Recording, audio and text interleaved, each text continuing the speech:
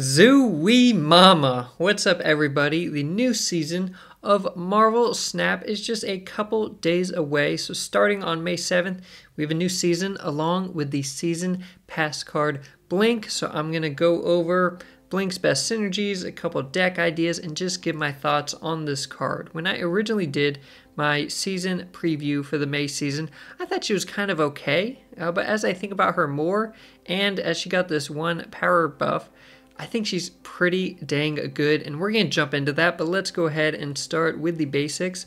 Blink is a 5 cost, 7 powered card with the on-reveal ability to swap the last card you played with a higher cost card from your deck. So it's a bit of a reverse Lockjaw. Instead of playing Lockjaw and then a card after, you're going to play a card and then Blink after. Blink can switch a card from a previous turn, or it can be a same turn. Maybe it's turn 6, you play like a 1 cost card and then Blink. Blink would switch out that 1 cost card. But the card can be in a different lane, unlike Lockjaw, which has to be in the same lane. And you're going to get a higher cost card in your deck. So you may know, or you may at least know, a smaller selection of possible outcomes, and that makes her very interesting. To look at some of Blink's best synergies, first up we've got Electro. I think Electro is Blink's #1 synergistic card. It is insane. You play Electro on turn 3, turn 4 you have 5 energy. You play Blink in whichever lane you want. Blink gets rid of Electro on the board, so you still have the +1 energy, but you don't have Electro's harmful ongoing effect, and then you switch him out for maybe a 5 or 6 cost card in your deck. Okay, it's going to be something that costs at least 4, but if you're not running any 4 cost cards, or maybe a Jubilee or a Juher, he's going to switch to a 5 or 6 cost card guaranteed, and that's insanely powerful. Next up, we've got a card like Leech. Okay, similar to Electro, we've got a very powerful on-reveal ability that's on a card with low stats.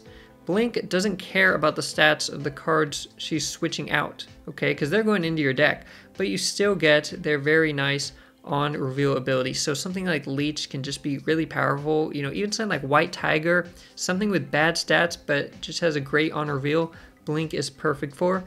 And then something that can get discounted, okay? So when you get into energy cheap, Blink can be very powerful. Blink can be good with Sarah. Sarah is essentially good for like 1 turn. And then on turn 6, you could start off with Blink to switch Sarah out, guaranteed to pull a 6 cost card from your deck in her place, if you do still have a 6 cost card in your deck. But we could even see something like Mockingbird, where Mockingbird is a 5 cost card, but you can get her out for cheaper. Blink will switch her out for a 6 cost card, okay? Anything that has some kind of energy manipulation, Blink can be very good with. Now to talk about the good and the bad for Blink, first up with the good, 7 power. 7 power, that's good, okay? Blink was data mined as a 5/6, that was fine. 5/7 is a solid stat line. Again, a card like Sarah is a 5/4. She's effectively good for just 1 turn if it's a 6-turn game. Blink just does one thing, but you still have her 7 power. I do think the ability is better than Lockjaw, even though she only triggers once. First of all, you can split this power over multiple lanes, okay? You could play, say, Electro in the left lane, Blink in the right lane. Blink would switch out Electro for, I don't know, maybe Magneto in the left lane. So it's just good. With Lockjaw, you know, your opponent might say, you know what, I'm not going to contest this Lockjaw lane, I'm going to go play somewhere else. With Blink, they can't really do that. Your opponent may not see the swap coming unless Blink is really meta. If they don't know you have Blink in your deck, they're not going to know what's coming, okay? You could have a full lane, they think they can beat you there. You play Blink, you switch out the last card used to fill that lane, and now all of a sudden you have huge power there and your opponent lost it, okay? And it's easier for you to predict which card Blink is swapping. Again, she's only pulling a higher cost card.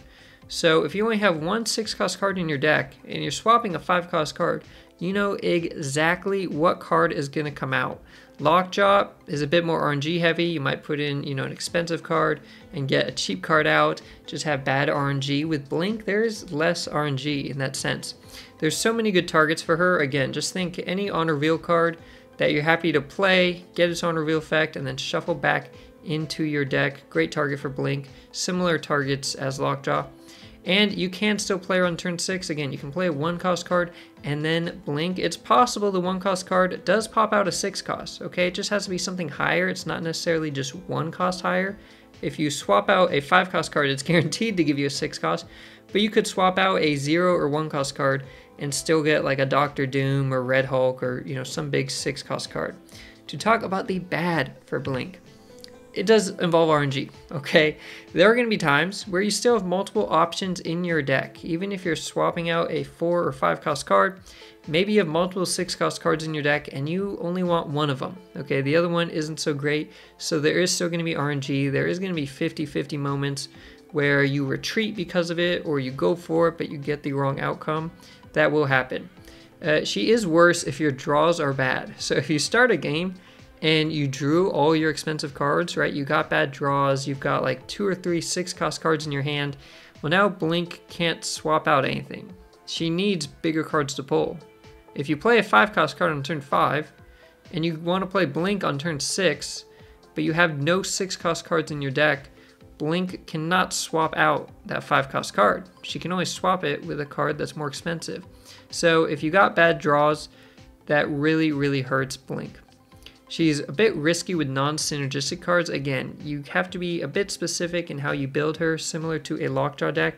You wouldn't want to get rid of like a Miss Marvel or some, you know, 4 cost ongoing that you actually want at the end of the game. You really do want to be playing her with cards that synergize. And I think you're going to do that, but it does limit Blink in terms of deck building possibilities. And if she is meta, your opponent may expect the swap and know which location it comes from, okay? If we're just seeing a bunch of Electro into Blink or like White Tiger into Blink, your opponent is going to expect a swap on some on a real card with bad stats that you played last, okay? It won't be as surprising if Blink becomes really popular, and obviously we will have the weekend missions to play Blink, so people will be playing around her a little bit to some extent during those times. And here's just my friendly reminder to give this video a like and subscribe to the channel if you have not already. Let's get into Blink's floor and ceiling. So to look at Blink's reasonable floor, her at her reasonable worst in a game, she's going to be on reveal do nothing. Okay, again, you're going to have games where you drew your big cards or you don't really want to swap a card out, and so she's just going to do nothing. There could be some scenarios where, again, you have like a Miss Marvel or something that Blink might actually hurt you if you swap out that card for a more expensive card that's somehow worse. That's going to be very rare, and I don't think you're going to build Blink that way. I think in the decks Blink sees play, she's not going to have any bad swaps. There's just going to be times where she doesn't swap at all, okay? Or maybe even a card is locked down by Professor X or something. So just do nothing. It's okay. It's still 7 power. It's above the line of being viable, but it's obviously not very competitive, okay? If it was popping up like that consistently, she wouldn't be very good. Now, Blink at her reasonable ceiling is going to be on reveal, swap any card with a known 6 cost card in another lane. And so by this, if you only have one 6 cost card in your deck, you know, maybe it's Infinite or Red Hulk or Evolved Hulk, and you go to play Blink on turn 6, maybe you play like Nebula and then Blink. This would guarantee that Nebula swaps into your deck and Infinite comes out because he's the only card in your deck, and you know, you can play Magic to extend the game. There may be a location that draws a card, or you have Jubilee to pull a card out. So it's actually not too hard to have a deck with only one card in it, okay? Especially with all this Baron Zemo running around right now. And so that could happen. She could just put in a 1 cost card, get out a 6 cost card, okay? The same kind of ceiling as Lockjaw, but better, because in this scenario, you get Infinite out, for example, and he's 20 power, he wins his own lane. Well, you have Blink in a different lane, okay? So you're getting big power, but you're also splitting it. You're adding big power to multiple lanes at the same time. That's very strong. If she does that consistently, it is above the line of being overpowered, okay? That would be nuts. If you just put in any card and you always get out a 6 cost card, that would be crazy. Now, where do I think Blink is on average? On average, I think she might be a bit above the line of overpowered, okay? On average, you're gonna look to swap a 3, 4, or 5 cost card with some potential 6 cost cards in your deck, okay? You're gonna be playing a deck that probably has a couple 6 cost cards, so if you do go to swap a card with Blink, you may have 1 or 2 options in your deck, okay? But obviously if you have like Doctor Doom and Magneto, and both are great outcomes, then you're fine with one of the two. You may not know exactly. Okay, a lot of the times there's gonna be a couple options, 1, 2, maybe 3 cards that could pop out, but they're all gonna be good because you built your deck a specific way. So for the first deck that I've put Blink in, I had to go with the Electro Rampless. Again, I think she is so good with Electro, and she could also be good with Jubilee, but I've actually taken Jubilee out of this deck. There's no Jubilee, there's no Iron Ladder or anything. It goes straight from 3 cost cards to 5 cost cards. So turn 3 Electro, turn 4 Blink. She's gonna pull out a 5 or 6 cost card. There's gonna be even shenanigans there where you can do White Tiger or Doctor Doom into Odin. Maybe you did like Blink into something into Odin. I mean, there's just gonna be good stuff here. This is basically guaranteed to work, okay? It just will. It still is gonna be reliant on getting Electro or Wave, which is kind of how ramp decks work already. But you've got a higher ceiling for this deck now because you get to play at least 1 extra big card. Next up, I've got Blink in this ongoing Tribunal list. Okay, we've got the standard stuff with Living Tribunal, Onslaught, Iron Man. Try to just build up a really big, powerful lane and split the power with Living Tribunal. But here we've got some sneaky options. Okay, Jubilee can draw cards out of our deck. We've got Magic to extend the game 1 more turn, which means we draw 1 more card. We've got Iron Lad to copy something from the top of our deck. And Blink is another option to just fish for that card. You know, if Living Tribunal is at the bottom of our deck and we need him, you've got Blink now to fish for it. This thing, it's just going to work, and I think Blink is just another option to help you fish for that combo piece you need. And last up, I've got Blink in a high evolutionary deck because it's got big power. It's got a lot of 6 cost cards. Blink likes decks that have multiple 6 cost cards. Here you could do turn 5 Leech into turn 6 Blink. So you get Blink 7 power.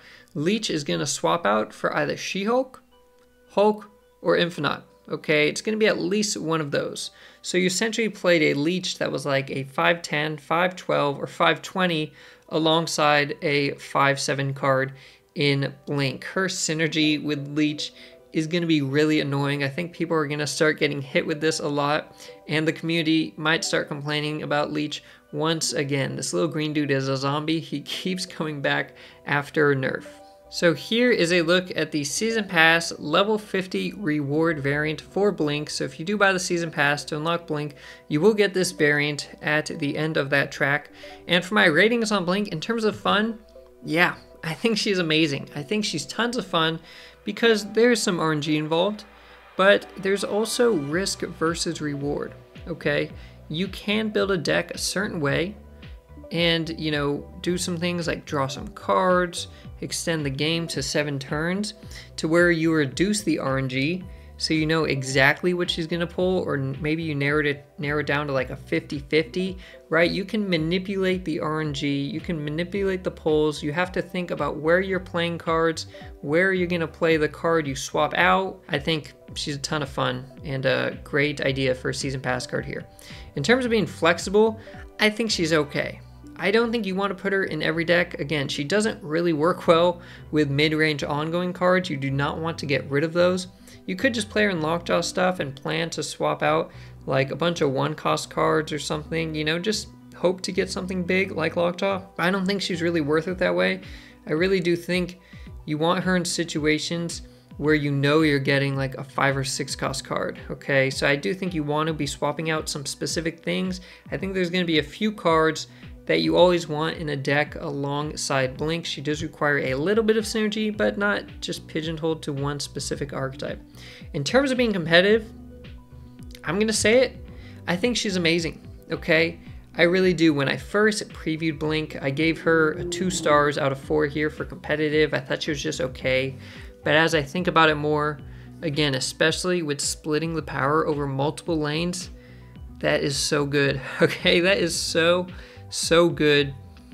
It's nuts, especially if you can, you know, maybe even got something like Nightcrawler or Jeff, you move into like a Sanctum Sanctorum, and then you play Blink and they turn into like an Infinite or Hulk or something. I mean, that's kind of better than War Machine there. The potential is there. There's going to be some crazy things. I rarely give a card 4 stars and amazing. I think I've done it like twice. Once was Mockingbird, which I was right on the money there. and then once was Grandmaster, which I was not on the money there. But the more I think about it, I really do think she's amazing. Is she overpowered? Maybe. I think she's kind of on the border. Okay, I'm not sure she's guaranteed to be overpowered, but there are some decks she is just really dang good. And so that's my prediction on Blink. If you go for the season passes, or if you go for them sometimes, go for this one. Okay, I think Blink is definitely better than Baron Zemo. She might be better than Hope Summers, which would make her the best season pass card we have had all year so far. I think she's going to be right about the Hope Summers, or even a bit above that, and maybe into overpowered territory. So those are my thoughts on Blink. Let me know what you think of her, what decks, what combos you think she's going to work best in. What card is she best to swap out? Is it Electro, like my thought process? Is there some other card like Shuri or something that you think is actually a better swap out target for Blink? Let me know in the comments down below. And as always, until then, stay positive, and I'll see you next time.